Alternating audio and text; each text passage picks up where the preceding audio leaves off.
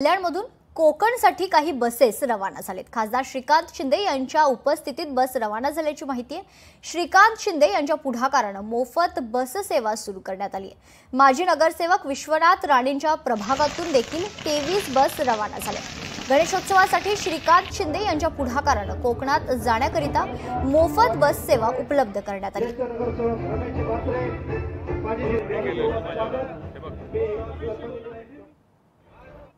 शिवसेनेचे मुख्य नेते उपमुख्यमंत्री एकनाथजी शिंदे साहेबांच्या नेतृत्वाखाली त्यांच्या सहकार्याने या कल्याण लोकसभेतून अनेक